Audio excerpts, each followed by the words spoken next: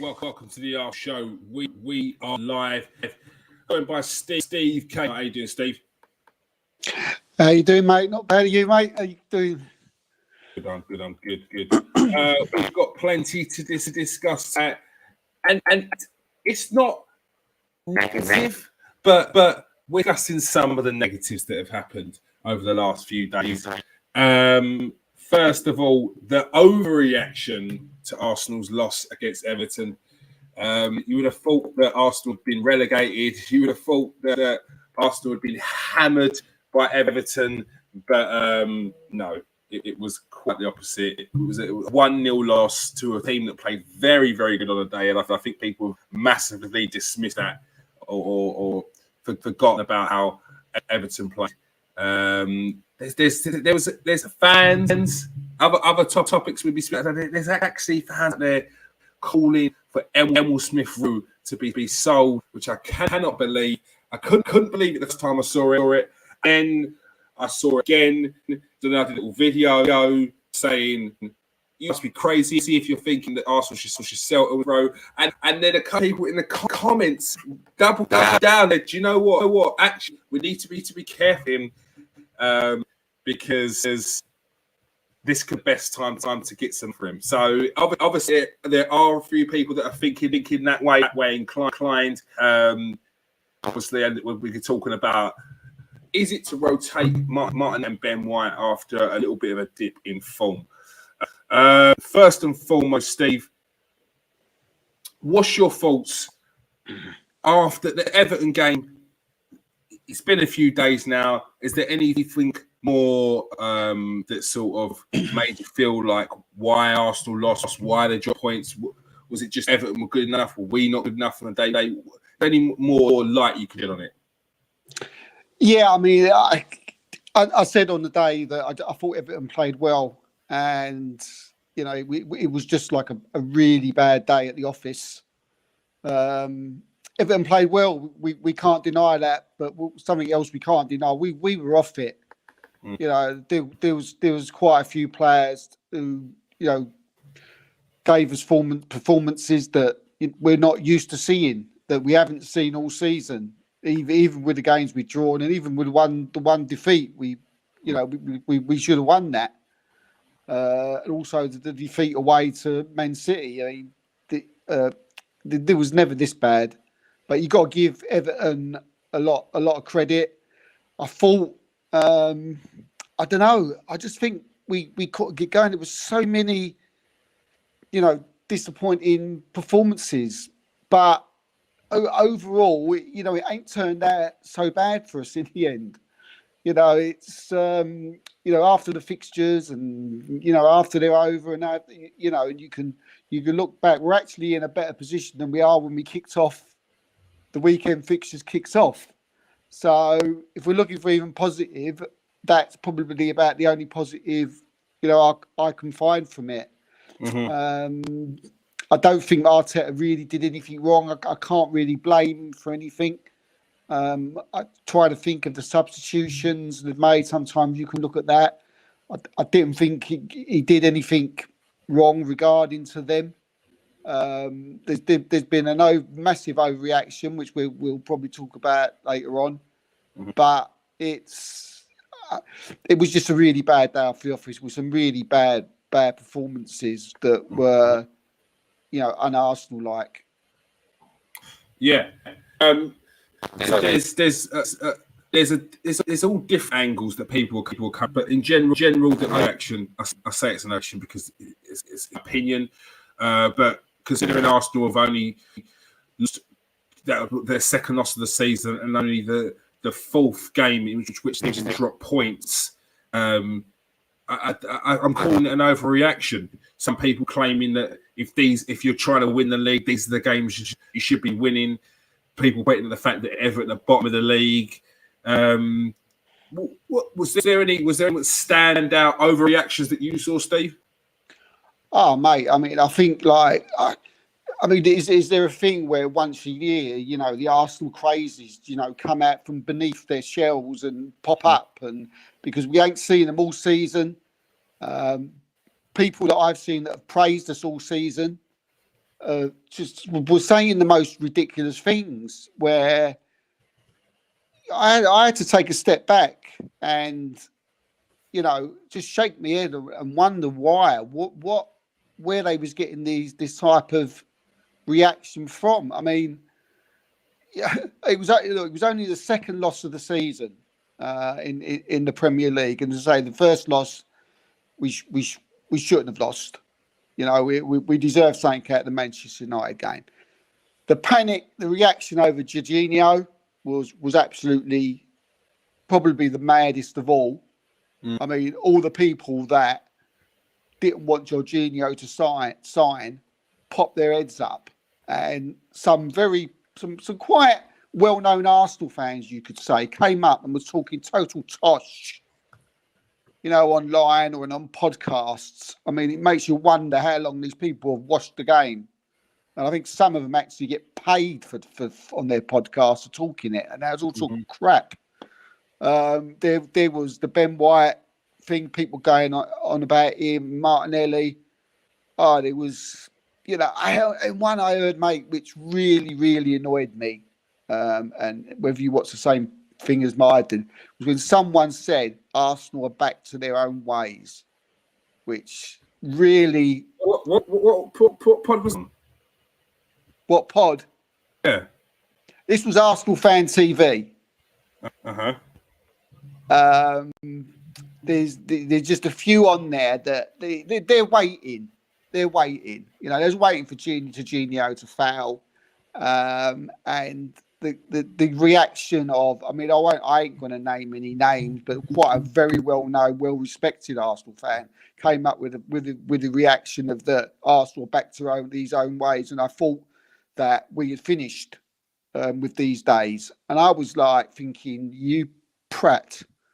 Do you know what I mean? What type of comment was that? How can you say that? All season we've been absolutely outstanding, and you've come up live on air with absolutely hundreds of thousands of people that watch their podcasts, and you've made yourself look like a right prat.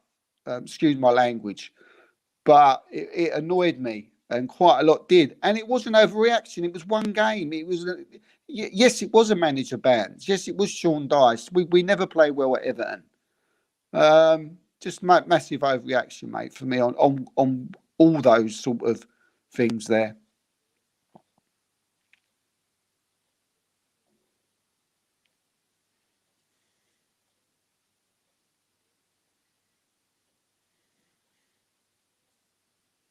Your mute, Kears. Yeah, and the Jorginho.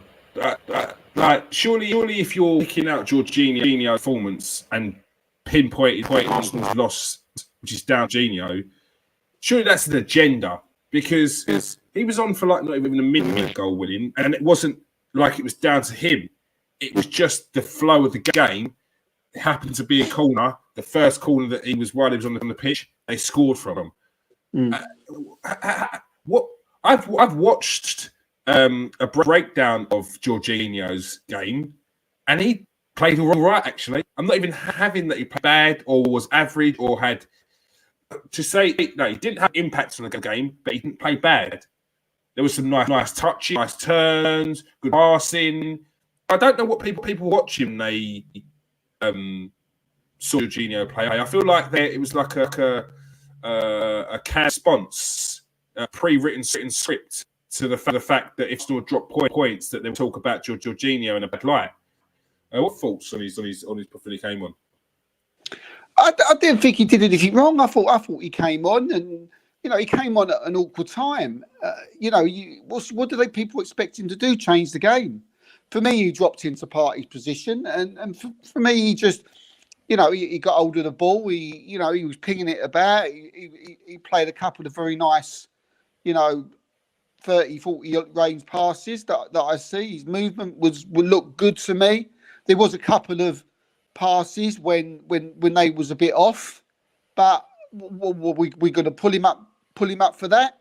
Partey done about 6, in about 30 minutes, but. It will be an agenda, and sadly, he's got to be an agenda for the rest of the season, he's going to get watched by a hawk by people like who just didn't want him to come to the club or can't see why he was brought to the club.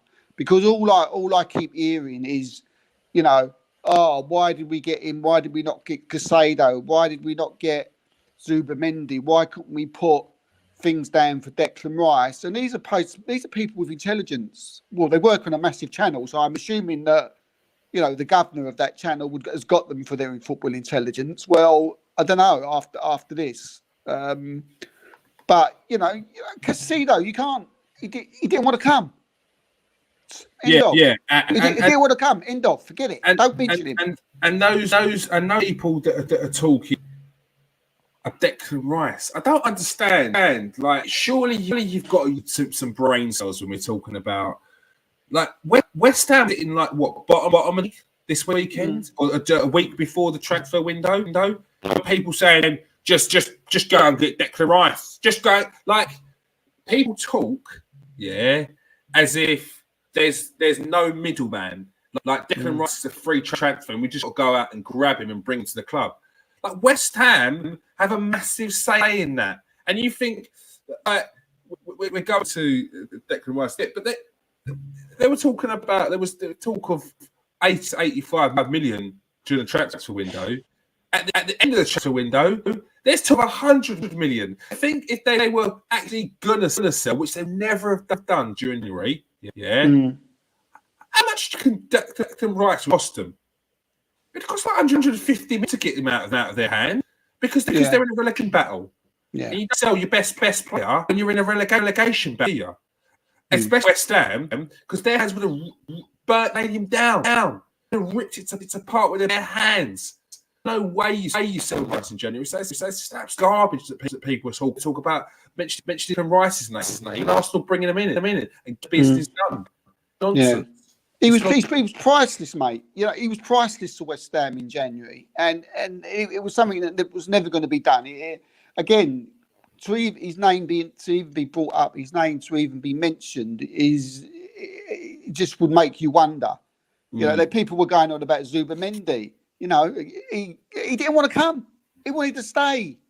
You can't go over to Spain, drag him, kidnap him, put him in the back of a lorry and drive him over and say you've got to sign. You know, but these people, they actually sit there and try to logically come up with a reason. Oh, why didn't he get him? Why didn't they get Rice? Give me a reason. Do you know what I mean? It's like, it just baffled me. And even apart from that, and I keep telling people the same thing. Jorginho wasn't bought in instead of Casado, Zubamendi. He wasn't brought in because of that. He was brought in separate. He would have came in anyway. If Casado would have came in, Jorginho would have come in. If Zubamendi would have come in, Jorginho would have come in. Jorginho was bought for a specific reason, and that was to push Arsenal towards the title because of his Premier League proven experience. Casado is too young. He's never done that. Zubamendi the same. He's played in Spain. Both probably would have taken time for him to set into the environment where Jorginho will come in and fit straight away for 10 million plus 2 million add-ons. So, yeah, I don't get it. Yeah, no, I don't get it. Look, people are desperate. People are desperate to want to bring in someone to have a new face, to have a new name. Arsenal bought in 3 players. I think it's a good window.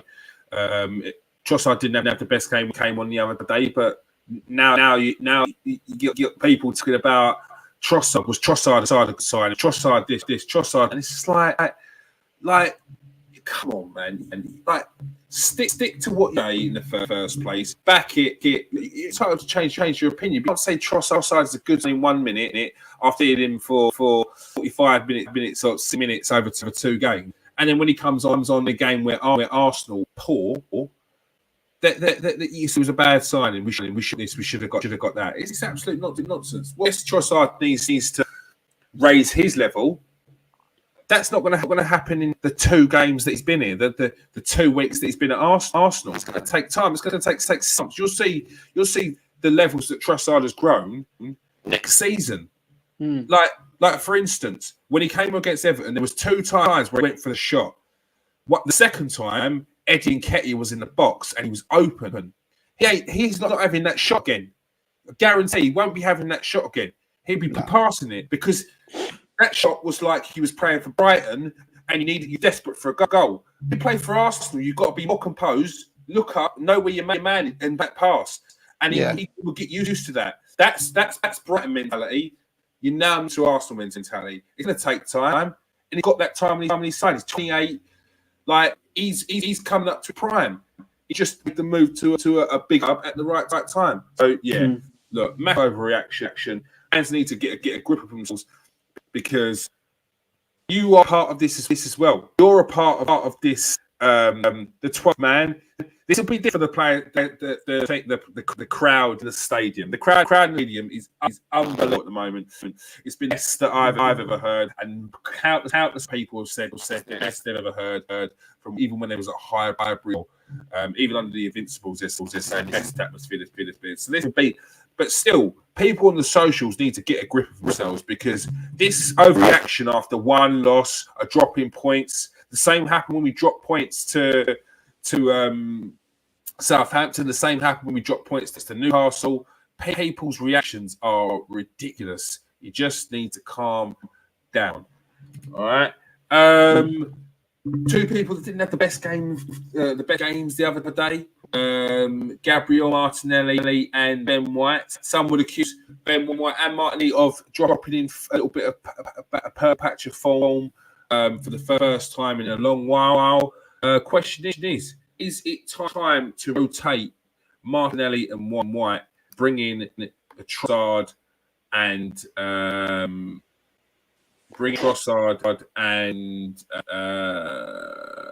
Tomiyasu? Possibly Ben White, maybe Ben White, and what I'm talking about for the what's the name game for the Brentford game. Maybe bring him in for the Brentford game, and then play Tomiyasu in Wednesday's game against Man City because I feel we'd be asked to drop him still a little bit, Ben White. So I think for the Brentford game, I've had a thought about it afterwards, and I think that I'd stick with him, and I just feel I would give him a rest for the Man City one because he didn't have a good game against Man City. So just because of that, and when Tomiyasu came on, he did look a lot better.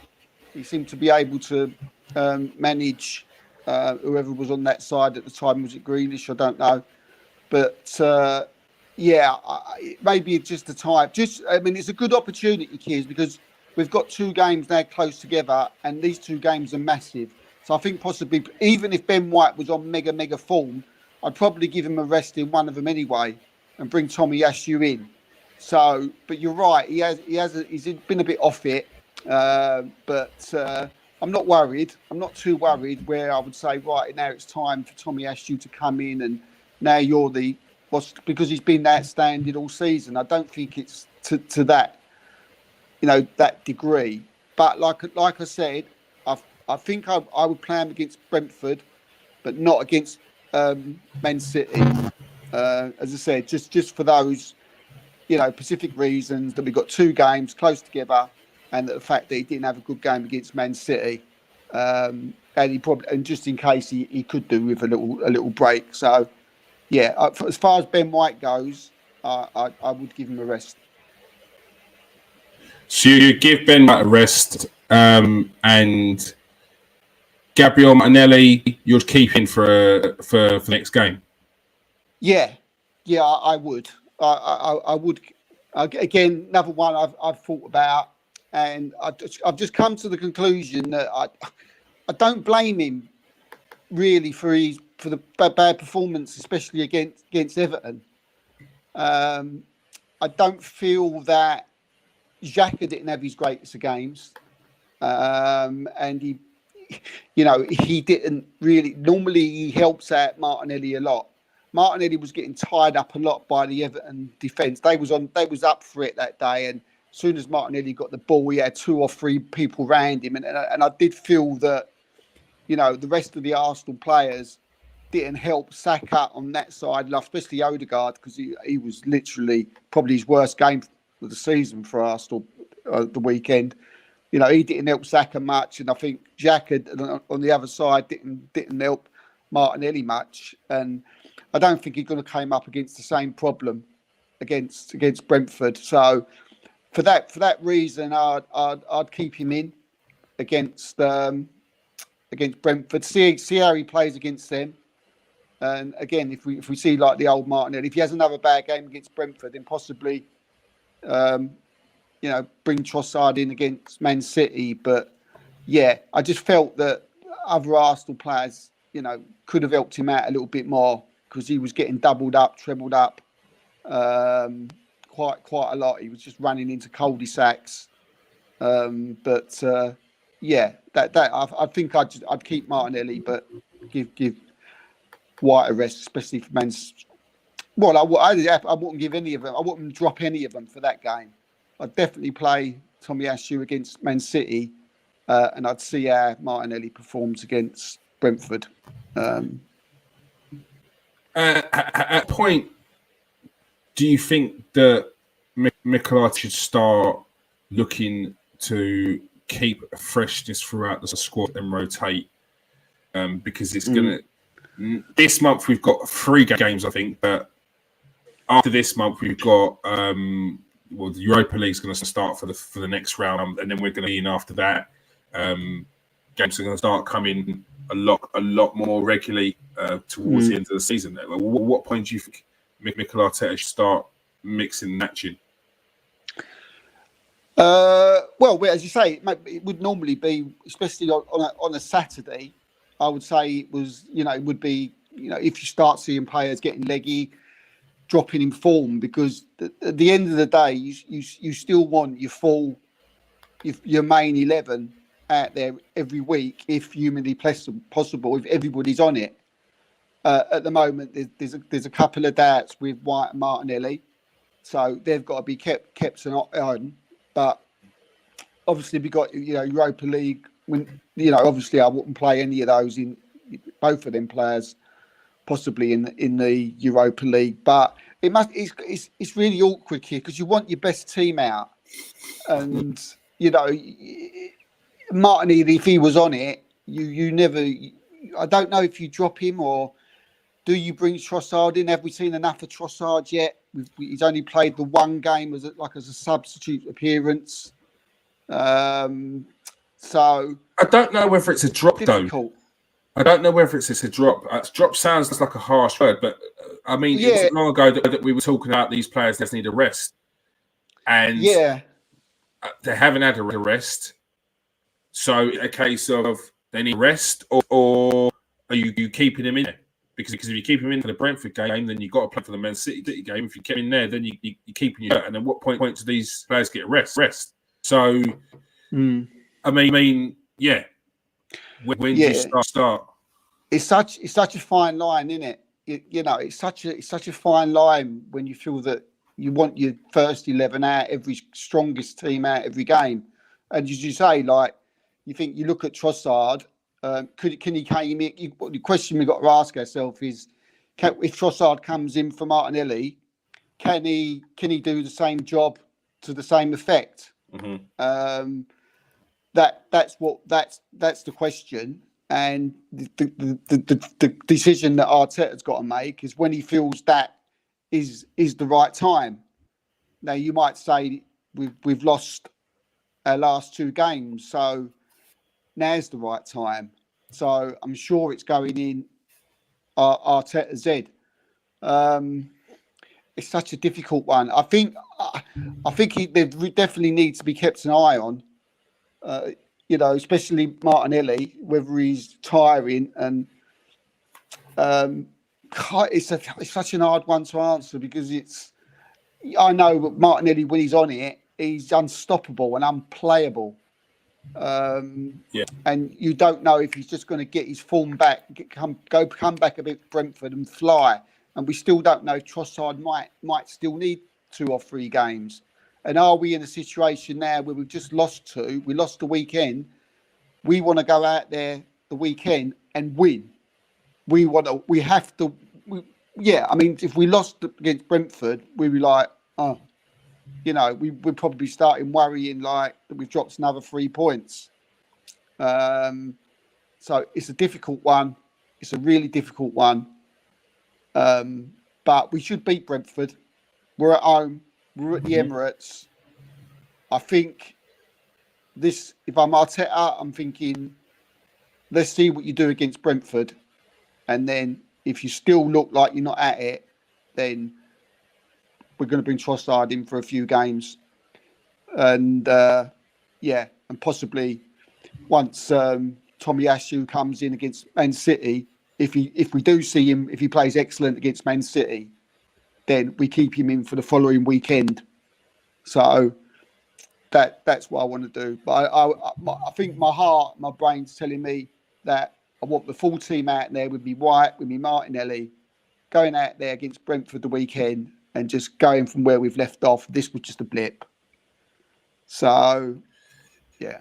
Just an insight of the mentality of the team. Because Tomiyasu did an interview Goal magazine the other day, and he was asked about his competition White, and he said you have to. The reality, White is doing very, very well, fantastic. Of course, I want to play from the start. Only thing I could do is prove value on the pitch and show what I can do. I just help the team. It doesn't matter I'm playing from the start or not. When I'm on the pitch, I give everything. That is the type of attitude that has been the hallmark of Arsenal's spectacular season so far. So I don't necessarily think it's a case of if Martinelli comes out of this and Trossard comes in, I don't think players are necessarily seeing this as a case of you've been dropped. Because I think if Trossard comes in against Brentford, I think Martinelli plays against Man City no matter what. Because I just think Martinelli is the better option. Go up against Man City. Lightning pace, relentless. Trossard's a different type of player. He's more cultured. It's quick. He's still got pace. It's quick. He loves a one-on. He likes to slow the ball down, get it on to get the defense balance on his off balance, and then get past him, get shot off or get a cross off. Whereas Nelly, it doesn't matter if you're in front of him, he's gonna power through you, up a little quick foot and then on. So different types of play. I think Trossard can easily handle a Brentford. Because I'd probably say Brentford's are probably more of a team that is too style.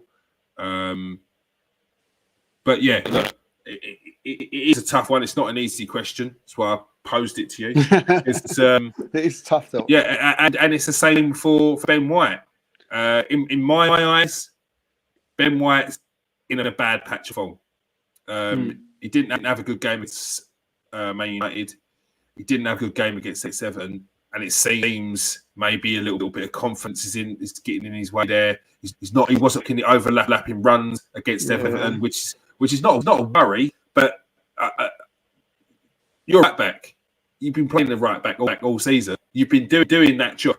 So I don't understand why you couldn't overlap. Because what then happened then is Saka was kind of nutted because he did any options to pass that ball. He wasn't able to stretch the Everton defense because the defender wasn't getting pulled out. One time that Ben White make them through, he hesitated and a ball that he didn't get. So I do wonder if it's just a little bit of bad form and a little bit of a wouldn't harm him. So would you bring Tomiyasu and Martinelli in then, Keys? Would you start them against Brentford? I'd be tempted to start Trossard against Brentford, but I probably would stick with Martinelli. I'm tempted. But that means like I said, you're taking maybe Aston Villa game you might bring Trossard, but you're not if we beat Brentford, you're not taking Martinelli out the team. Man City. He's playing against Man City. He's playing against Brentford. But it's 3 games in 7 days, isn't it? So the other dilemma we got. we're cramming in 3 games in a very, very, very, very short space of time. I think these are the 3 games I was talking about. Guys, the 3 games we've got this month. Yeah. I think 4th week or the final going into the next month is when we've got the Europa League. So it's not we're not even in that. And I think after that, 7 days the next game. So yeah, it's a tough one. Yeah. I think I probably would bring Tomiyasu forward for game, because if Tomiyasu holds down that position and does well, I'm keeping Tomiyasu. Whereas, although I am bringing Trossard against Brentford for Martinelli, I probably would play Martinelli. Martinelli plays in the game against Man City, and then I'll probably bring in Trossard for the game against Aston Villa. Because 3 games in 7 days for a player who we're already saying may need a rest or a bit of rotation, it feels like you're pushing him over the line there. So I probably would give him a rest in the Aston Villa game. But yeah, it's a tough decision, but we put players in so that the drop-off wouldn't be there. So the drop-off would be minimal. So it does have to a point where we are trusting these players that we brought in. Because otherwise we just should have stuck with a bare squad that we already had. So we've got the quality, so use them when we can. On that fact that we got the 2 games on the Saturday and on the Wednesday. Mm-hmm. Would you be thinking about maybe playing in Jorginho in one of them, or is that going too far? I might play Jorginho against Everton, but I'm not playing him against City. You need Partey against City. Would I play him against Brentford? I don't know. It's probably a game that suits him. The midfield's not going to be bullying anyone, throwing their weight about. Yeah, they like to play football, don't they, Brentford? Yeah, do you know what I mean? They like to play football. So, yeah, I don't know. I'm just wondering whether he can handle 2 games in the week, Partey. I mean, it's to be at his unbelievable best, especially if he's carrying a little knock, like maybe he is. Because we want him fit for the City game, don't we? We definitely want him there for that. So, yeah, again, this is the managers. This is why he earns load of money. This is why he's Arsenal's manager. We're sitting here like thinking, oh yeah, possibly this or Martinelli and Trossard. It's like thin lines. He's got to make the decision, isn't he? And he's got to decide, and it'll all rest on him at the end of the day. I think these next 2 games will play a long part in what's going to happen at the rest of the season. If we can get a win against Brentford, that'll get us, put the Everton thing out to bed, in that. As I say, we've had no damage from the weekend. City were, to put it, bluntly, rubbish against Spurs, which is, I've got more fear about probably not Manchester United and win the league, but probably if I had to play the 2 now, I'd probably pick Man City to play rather than Manchester United. Do you know what I mean? Rather than Man United, because they're on a little bit of an upturn, but because Man City look really poor. But if we can get 6 points out of Brentford and Man City, I mean, my sort of bar of getting close to the title, whether I think we could do it or not, would go a little bit higher, I think. Yeah. Sorry, I'm just going through some of these. I'm just putting up this topic. Yes, it's real. There are actually Arsenal fans saying sell Smith-Rowe. I'm blown away by it. I'm blown away. Do you know what? I just had to double check. I still checked that I wasn't losing my mind, and I just typed into Twitter, sell Elmer Smith-Rowe. And I know the same conversations are happening on Instagram as well, and obviously TikTok and whatnot, and YouTube probably as well.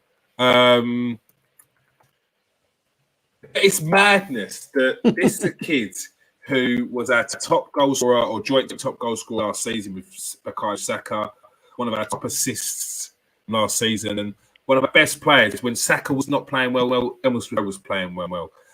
When Saka was playing well, Smith Rowe was playing well. Like at one age, people were talking about Smith Rowe and not Saka. Smith Rowe and not Martinelli. Smith Rowe was keeping Martinelli out of team. Yeah. It's only for an injury that Martinelli got in team. Smith Rowe then lost his play, and then they really realised actually injury was a bit worse than we thought. We probably do surgery on this rather than prolong. But he was playing on an injury while rattling goals and getting assists for Arsenal. At the first game that he has his surgery, he has his surgery, comes back, has an injury, which is very standard for anyone who has surgery. Yeah. There's Arsenal fans out there saying we should sell because he's got injured again. Madness. Would you say the same thing about Gabriel Jesus? Was the same energy there for Martinelli when he kept on getting injured last season and the season before? Was that same energy? No, I don't think it was. So I don't understand why people are saying sell Emile Smith Rowe.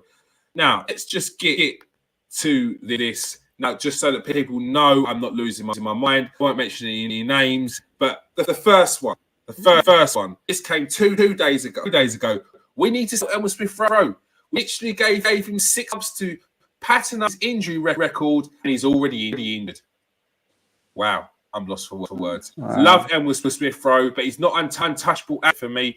If we get him for him, I reckon we replace in some. Unlike Pep. Oh no. At Rice, would you sell Smith Rowe in the summer? I wouldn't mind a sale. Intro and hasn't really filled out what he would, and never will if he can't stay. Rather sell for him for 40 million to get someone in who had goals but stays fit. Emile Smith Rowe, anyone? Emile Smith Rowe, though used yesterday, I would sell him. What? I'm losing my mind. I'm losing my mind. But it does get to a bit where I think there's some logic because people are those who are selling Emile Smith Rowe. Shame on you. How am I seeing people say sell Emile Smith Rowe? These are not Arsenal fans that are saying sell Emile Smith Rowe. Steve. What's going on? And a youngster who's come through ranks, hailing there. He's had a few loans. Come back to Arsenal, got his opportunity, showed his worth, showed what he's about, held that spot over Martinelli, was one of our top goal scorers last season. He gets an injury, had surgery on that injury, come back the first game back, niggling injury. You do. There's people out there saying they need to sell him because he's injured. What's your thoughts? Well, and they're basing this on, the only thing they're basing this on is an injury problem that he's had, which nearly every single player goes through. It's mind blowing. It's fantastic. I'm trying to think of some words. They want to sell. Emile Smith Rowe is one of Arsenal's most gifted footballers. Mm-hmm. Without, and you can put Martin Odegaard in that category. You can put Martinelli in that category. You can what?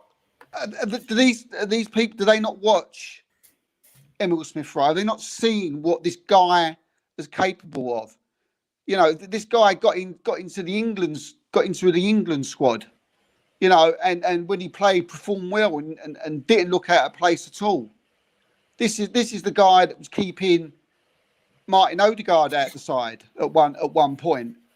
He's probably one of the most technically gifted players at Arsenal now, and when he's fit, when he comes back, in which he will, he's going to be like a new signing. So it's like bringing in a new signing and then selling him the day after.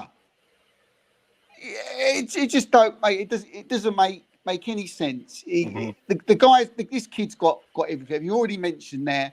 You know, he's one of our own. He's an A-Lem boy. He can assist. He can score goals. And one thing about Emile Smith Rowe is and what he can do, he is a game changer. Mm-hmm. We were talking about, like, you know, bringing on people off the bench who can change games, right? And who can bring on if you're struggling and you can win a title. I'm telling you what, if he was on the bench against Everton and they brought him on, right, there's a big possibility he would have changed the game. Mm-hmm. He could have scored a goal from outside the box. He could have played the ball through into the channels. This guy, when he's fit, he'll be back in the England squad. And I tell you what, if Arsenal ever did think of selling them, I'm 100% without any shadow of a doubt, he would come back to haunt us. Yeah, no, absolute big time. So these people are saying that we should sell him, you know, and all they've got is, well, he's injured. Well, unless they're doctors, right, and they know, like, that he's going to break down as soon as he comes back, just give the kid a chance. He's been going through hell. When he came off the pitch, when he got injured, you could see in his face that he was crying. This kid, you know, this ain't about football now, right?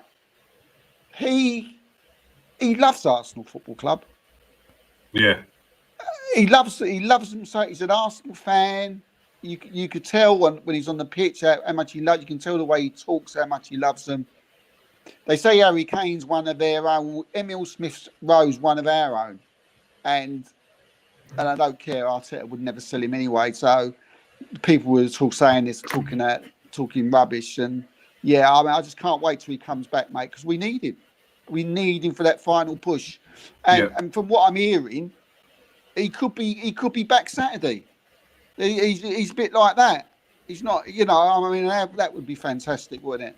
You know, it would be. It would be. And look, Arsenal turned down £13 from Aston Villa after he'd played a handful of games that first season. That down, Aston Villa thought that they would above us in the following season, and embarrassing. He's still here, and I'm glad he is. It's absolute nonsense people speaking, Steve. As you said. He's a hailing. He bleeds at Arsenal, and these are the sort of players you need to be keeping at the club. Not at the first opportunity getting rid of him, because you might be able. This might be the best point you'll be able to get a decent bit of profit off of him. He's a hailing boy. Any money that you end up getting from Smith Rowe will be profit anyway. We don't want profit from Smith Rowe. We don't want no money. He's staying. People talk about £30 million. Take the £30 million. £30 million. We turned down £30 million before it even played for England. Before it scored 10 goals for us and got 5 assists for it. Absolute nonsense. People are talking. Like, you got to give these people a chance. And I said it in my video. Like Emile Rowe's one of the youngsters. Emile Smith Rowe's his Twitter page. Then the socials. Send them a message. Support. Get soon. Can't wait until you get. They read these messages. They see these messages. It's not talking about them. Talk selling one of the old boys. Don't talk about selling one of the youngsters. They need your support. That helps them get better. Positive vibes, people. Not always looking for a buck because can come in. As if you'll be able to spend £30 million to get in someone who is the level of Emile Smith Rowe that's going to hit the ground Arsenal. It's not going to happen. You're in a dream world. You're in a dream world. Look at the amount of players that come in the Premier League. How many of them play to the level that Emile Smith Rowe's played over the last few seasons? Yeah. They don't. And you're talking about £30 million. What £30 million going to buy you? £30 million got us Fabio Vieira, who is a raw talent. So what, you want to bring in another raw talent, wait for 2 or 3 seasons until he's up to a level? Like, give your head a wobble and give yourself a slap. Like, people. I just don't know. I mean, where do they think he would go if they sold him? What do you think Arsenal could do? The guy's total talent, right? So Arsenal, you'd never sell him to like a top 6 side or a rival. No, but you need to, because the types that would come in for Emile Smith Rowe, Aston Villa would be immediately. He's better than that. Talking about the clubs that have got me. These are clubs that to afford him. Like, I reckon United would probably be sniff out. Like, there'll be clubs that will be sniffing out. There'll be clubs that try and get a sly one in that you wouldn't expect. Chelsea, out of nowhere, we'll pay whatever you want for him because everyone knows his talent. Everyone knows his talent. Liverpool would probably be after him. Like, clubs abroad will be after him. Dortmund, 100%. Like, so no. I mean, I don't know why sometimes they pick on players, don't they? Because sometimes like players are an easy target, a little bit of a soft touch. Emile Smith-Rowe, he's no problem to anyone, does he? He wouldn't come out in the media and shout and scream, and he's just a really, really nice kid. And some people just grab on that. I mean, Thomas Partey. I mean, let's tell Thomas Partey and Kieran Tierney, shall we? Yeah, Thomas Partey. How did he play last season? Kieran Tierney, did they play last season? Sell them. Let's get rid of them. We don't need them. They're never fit. But they are fit now. Yeah? They've got through their injury problems. And Thomas Partey is probably one of the top midfield players in Europe. And it's Thomas Partey's injuries had. So you come to a different country. Yeah, you've been playing in a league of over long. Yeah, there's a thing called conditioning that people who don't know about football don't understand what conditioning means. That means conditioning is the league. That means condition your body to jump, run, sprint, tackle. And Smith-Rowe has to redo this again after his injury. Thomas Partey has to do all that again after his injury and adapt to a new league. Since he's done that this season, I don't think he's been injured yet, has he? Exactly. So and his conditioning, the body adapts, it gets better, it gets stronger. As you get injured, you adapt. It repairs stronger. Yeah. That's how. So selling Smith-Rowe now at what 21, 22 would be mindless. I was just about to say to you, all the hard work you're doing in essentially what Arsenal went through with Robin van Persie, took all his injuries, and then when it gets to the point where he's fine through his injuries and you didn't. I mean, I'm dumbfounded. Yeah, I was just about to say to you kids, like, how old is he? What is he? 21? Did you say? I think he's like 21. That's absolute madness, mate. Smith-Rowe is. I don't 22. care. I don't care. He's 22. Do you know what? If it took him this season and next season, and I never see him, right, and he never played a minute, but he was sorting out this injury, and when he came back when he was a year later, I still want to sell him. I still want to sell him. But the thing is, get him fit. Let him get fit. Exactly. Let him get fit. Let the boy get fit. Give him his time. He's got plenty of time in his hands. He's 22 years of age. Yeah. He's got all the time in the world to get fit at Arsenal. And Arsenal should and will give the time. They won't put pressure on him.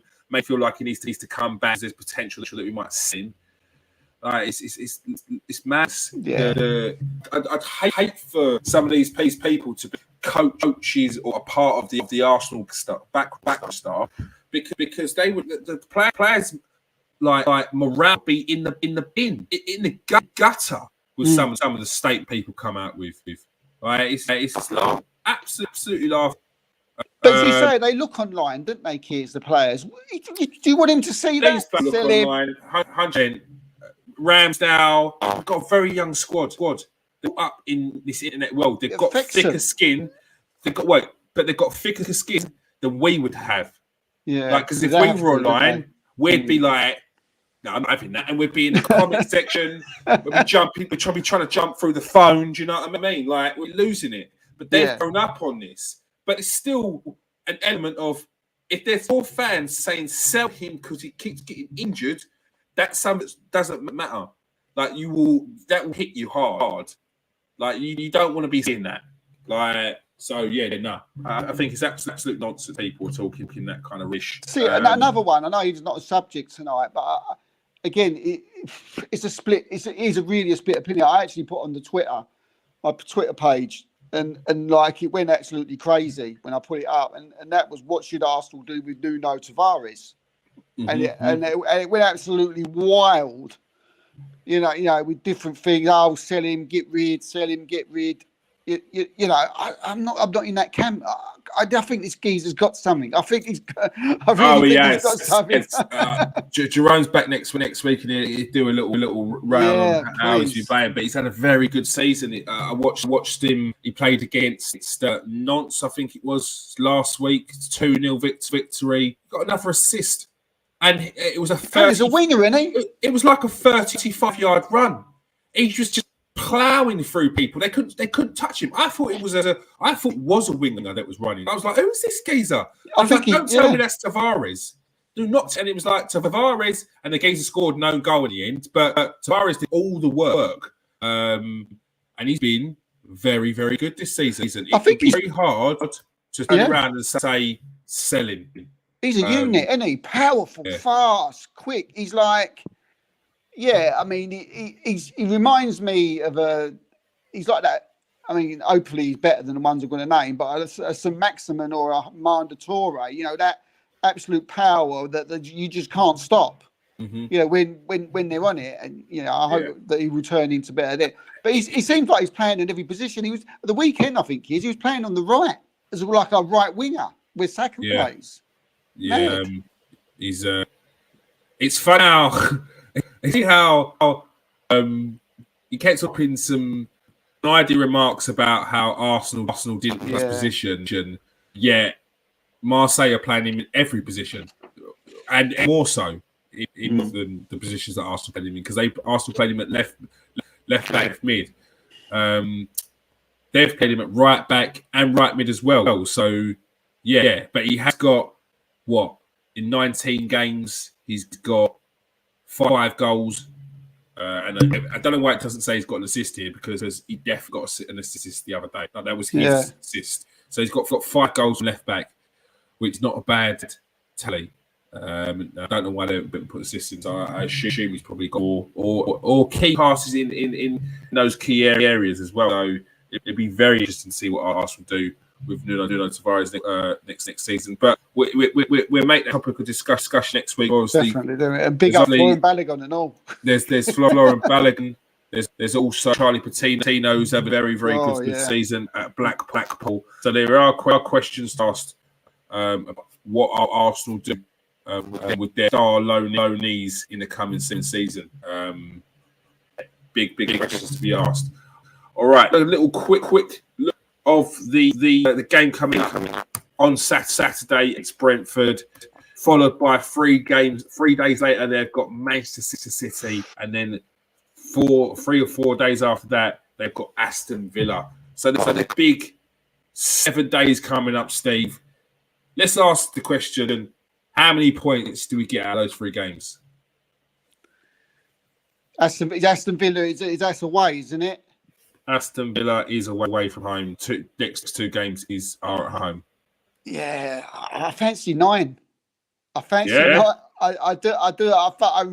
I think this, from what I've seen this team this season, you know, they won't be happy with their performance against Everton, and they will want to come and turn it around.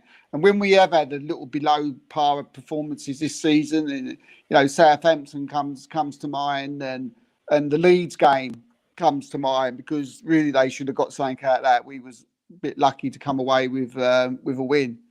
We've absolutely reacted straight away and gone on really long runs. So I think we beat Brentford. Got to fancy us beating Brentford. So there's 3 points there. We've got to win that. I think we will. And then it's Man City on Wednesday. And look, we're a better team than Man City, and they ain't right. They're not the Man City that, you know, from last season. There's a lot going on at that club in the moment, and you know, a lot wrong. I mean, Ireland's just looking not the player he has been recently. I mean, what's De Bruyne doing sitting on the bench? What was that about? You know, against Spurs, this thing Cancelo's gone to Bayern. You know, it seemed things ain't right now. We've got to take the opportunity, and we've got to take them. Yeah. And against Villa, look, they're the games you've got to win. You can't you know, you And got Miami first time back. Oh no, second time. Actually, we played against Villarreal, didn't we? Yeah. But again, that's at Villa Park, isn't it?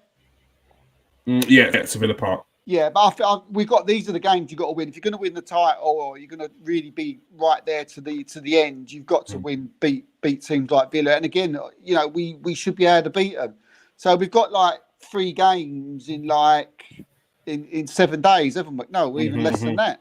5 days. There's 3 games in 7 days. It's three games in 7 days in a week. But I think we've got a good opportunity, mate, because I think we've got. And then, if I'm right, again, please, the people out there, don't quote me on this. I think we've got like 6 home games in our next 9 in the Premier League. Let's have a look. So we've got Brentford at home, City at home, Villa away, Leicester away, Everton at home, Bournemouth at home, Fulham away, Palace at home, Leeds at home. And then we've got Liverpool away in April.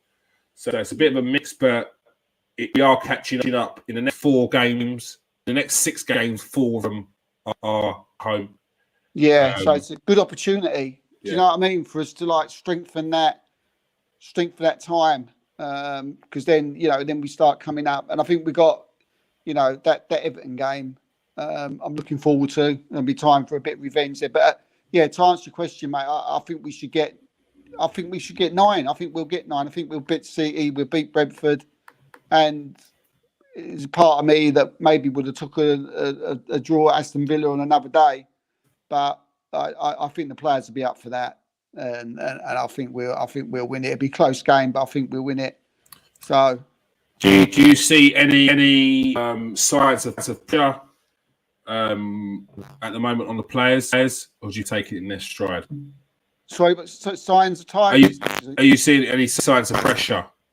Signs of pressure? No, not yet. You know, the games recently were where, you know, we played was really good against Manchester United, Man City. We made a lot of changes, and against Everton was just a bad day at the office. So at the moment, I don't see the majority. No, 90%. I don't see any tiredness. I've got to take the Everton game as just a bad day at the office.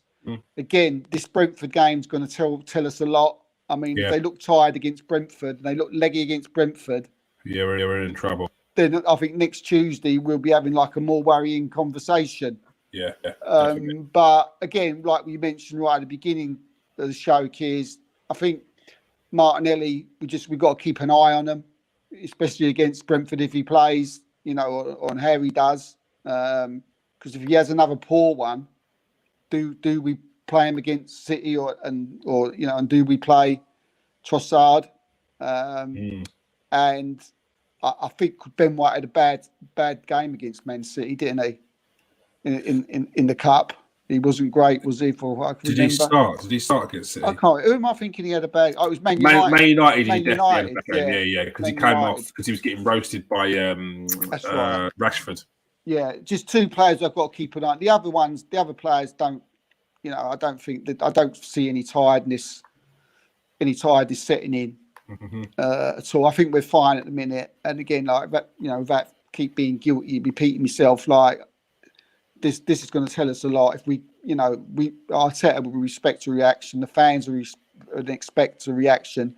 We know what the Emirates is going to be like, you know, the weekend. Yeah. So if they can't get up for that or they don't look right, then they could, you know, we could have to worry a little bit. Yeah, what a better place to have your next game after the loss. So let's not fit it. Everton have a bogey side to Arsenal. In Southampton, we have our bogey side. Yeah, it's true. Yeah, over them, but then now and again they kind of come back to bite in the backside, and we know why. It's just a bogey team. The atmosphere at Goodison Park was absolutely electrifying. It was the last I've heard it in a while, and that was coming through the TV. So yeah, look, I also feel like it was a blip, and we move. Let's not dwell on it too much. There are, like you said, there's a couple of players in the team where they're on the cusps of do they need to be rotated? Do they need to sit out for a game or so? But we will see come Saturday. It's a massive game for Arsenal, 3 points, and as I was saying, what better place to come after you've lost Everton is to come home, play at home, where you've got your fans are going to absolutely scream their lungs out because they know this team needs a lift when we come to Brentford in the league because we need 3 points. It's getting into that. This is the business end from, and I know it's early. It seems early, but this is business end. Arsenal needs to keep on game by game, getting teams down, getting the points until it's mathematically impossible for us not to lead. Yeah. We want to try and win our games. So I think our game in hand is the Everton one. That's our game in hand. Yeah, and we've been played that no one else does. So I think it's just important, to keep. Look, if the other team's behind us, if we get a point and the other teams drop points, then it's not such a bad thing. Mm-hmm. But you can't look at it that way. I think the camaraderie with the team and the boys, they'll be geeing each other up this weekend. And I mean, even at the end of the game against Everton, you see how disappointed they was. They wasn't happy. That was quite funny with Saka threw the ball at Pickford's head. Did you see that? Yeah. He's going over to Xhaka because Xhaka was doing what Xhaka does at the end of the game. He had the ump about something, and Pickford went over to him just to say to Xhaka, didn't he? Hold on a minute. And Saka's walked over and got the ball. He's fucking shut up. Get away. Get away. Saka's down here and Pick was up there, and he was like, "Oh, you go over there, go." Yeah, get out of it. Get out of it. England or not, get out of it. All right, that is all we have for. Make sure you join us today for the post match reaction of a big game versus Brentford. That will be at 5 o'clock. And make sure you catch us every Tuesday at 8 o'clock on KS1. If you are a regular show, press that like button, press that share, press the copy button. If you are new, press that subscribe button. Quickly, Steve, before we go, the rumours that West Ham are going to be looking for over 100 million for Declan Rice coming into the season. No, it's the final year of his contract. That's what I'm saying to people. He's got 18 months left in his contract. No extension on there. He signed that when he was 17. Yeah. It's a horrible contract where he's capped at £3.1 million a year. He's a contract which players in mid-table teams, players never play for their countries, are on big contracts with Declan Rice. He need to get out of there. So, don't worry about that 100 million price tag. Yeah, I don't know where they get these from. I think Talk Sport, I just see, not that I don't really listen to Talk Sport, I just see a clip online and they was quoting more than that, 120. I mean, they have got an extra, they can extend, they have got an option with Declan Rice, but they, as I've been telling people today, they wouldn't dare, to, sort of release that. That's the thing. It's like you're on dangerous ground if you're going to start tying down established player on an extra year to get a little money out of him. When he's been a solid servant. He's been a solid servant. Because teams are going to want him this summer, not next summer, because they'll just go. Arsenal will just go and get. If they say Rice not for sale again, the Arsenal turn around and say, well, and another thing, look, they've spoken to Declan Rice 3 times, and 3 times he's turned around and said, I'm not signing a new deal. Yeah, forget it. I'm not signing. Each time they've tried to give him better contracts, more money. 3 times he said, look, I'm talking to other clubs. The smarter thing would have been to go to Declan Rice a couple of seasons ago and offer a new contract, but they didn't. Yeah. I think it's one of them ones where I think David Moyes looking at his interview. I think he's come to terms that because his exact wording was, no point coming to me in January. Yeah. Not that he's not for sale. and the fact that he has turned down 3 contract offers, that just says that I'm saying, and he doesn't want to stay. I mean, West Ham is a great club. I love West Ham. They're sort of close to me, as people know, and I love that club. But he needs to go to a bigger club. Mm-hmm. He needs to spread his wings, and hopefully that'd be Arsenal. All right. Well, make sure you follow Steve and the Transfer Exchange Show for the latest on any Arsenal transfers, anything Declan Rice, and anyone really. To be fair, Man City, Man United, come and give us a follow. Go and follow the Arsenal Show, and yeah, like I said, hit that like, subscribe if you are new to the show, and if you sure you're here every Tuesday 8 o'clock, every match day, post match reaction. Thanks for tonight, Steve. Cheers, mate. Yeah, enjoyed it tonight. Thank you. And thank you for everyone who's joined us tonight. Arsenal will not be selling the throw. Students, people are chatting. Yeah, give you a wobble. Give yourself. Peace out, people. Stay safe, and wash your hands.